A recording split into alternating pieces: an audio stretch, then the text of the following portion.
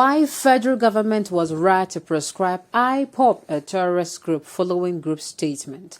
Welcome to the news and please subscribe to our channel. According to a reliable source, the indigenous people of Biafra IPOB has dared the Nigerian government by giving two instructions to the people of a southeast region. Sociocultural groups in the country, coalition of the northern groups, Ohaneze, Afani Ferry, and Middle Belt Forum had in their New Year messages stated that the President Muhammadu Buhari-led administration must tackle insecurity and the alien economy. According to them, if the insecurity in the country was not tackled, the regime will be telling the world that there are two governments in Nigeria. Okay, let me say this about the insecurity in Nigeria. I'm telling you, that is what it meant. What these people have come together to say. And you know, recently I'm saying that, you know, the northern people, they are coming out with their lips. We don't know if it is from their mind. We don't know if they're actually, their mind and their lips are actually in harmony, because many people are crying. In fact, let me just say this, the Southerners are crying even more than the Northerners. The Southerners have been crying on behalf of the Northerners, but the Northerners, because they have not been crying, it is as if the Southerners are just blabbing. So now that the Northerners has joined, and they have been saying, the Northerners too, they have relaxed themselves a bit.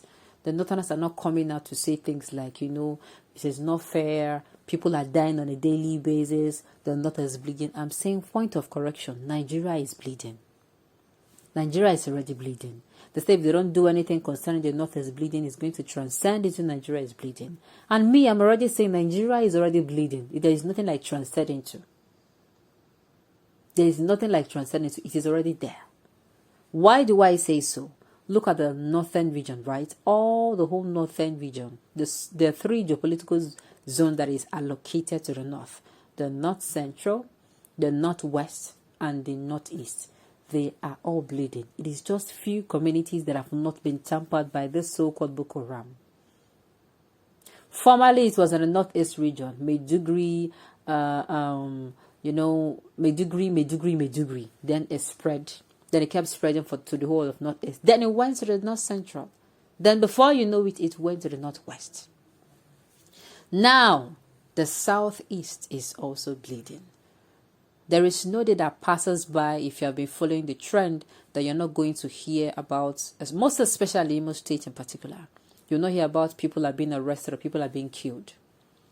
Not just Imo State in particular. Even Enugu, even Anambra. I've not been hearing about it in the news, but sincerely, it is what is left. If how many regions have been affected by this, what is left? What I'm trying to say is, if these people decide to spread out and become everywhere in Nigeria, sincerely, I don't know what is keeping them. Maybe the God factor, but sincerely, I'm going to say this: it is not the security forces. Yes. These people can smuggle about. These people can go travel in various forms, go to various places that if they are not in various places, and plan whatever they want to do and launch an attack, God forbid. It will only mean two things, and of course the world they are watching. This particular government or administration have forgotten that they have attracted a lot of eyes on them. How did they do that? First of all, through this Boko Haram incident. Secondly, the one that made everyone's attention now is in Nigeria, as this issue with the federal government and the indigenous people of Biafra IPOB. Yes, their issue attracted a lot of international eyes. Sincerely. There are some people, yes, who have been watching Nigeria for a long time because of the terrorism. And why they are watching Nigeria, people do not know. People know. Is it that this administration do not know? People know why. Tomorrow, Nigerians will come out, Nigerian leaders will come and cry how there is nobody investing. How do you there's nobody investing in their economy, nobody is coming to buy their product. How do you expect them to support a country that supports terrorism? Can you answer that? You have to be careful. That is why I keep saying that we need somebody who has integrity, who is going to and is ready to work. The person has a lot of corrections to be made. Sincerely, the person might spend his whole first tenure correcting things that have gone south. He's going to come in and ensure that he makes Nigeria he's going to change the narrative of how Nigeria is seen. How does he do that? He's going to be against terrorism with every fiber of his being. Now, another reason why these people are being called, these people are saying this, the groups now telling Nigeria it will mean, because yes, how does it sound to the ears that a certain president is sitting, and this president is not just a civilian president, he was the head of state during that time. He was among those who touched power in the days of the military. He came into power, and during his time, bandits capture not one, not just two communities, capture them, remove their community head from them, change their community head, impose theirs on them, impose levies on them, impose taxes on them. Which government hears this and said no? It is very absurd. It is denting our already dented image. That is just the truth. So what this group have said, it is true. Buhari should not see this as this group of advisors. They don't see it as criticism. This is actually the truth. The people will continue to see Nigeria as a nation that supports terrorism until Nigeria stops the bloodshed on every state, in every region. The northeast, all the bloodshed stops. The northwest, north central, northeast, everywhere. The southeast itself. So if something is not done and done very, very fast, Nigeria, no.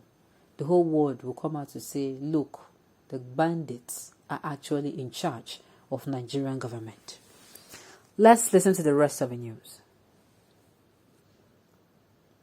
In separate releases, the group stated that the Buhari government must go beyond more rhetorics and muster the political will to end insecurity and immediately restore peace and prosperity across the country.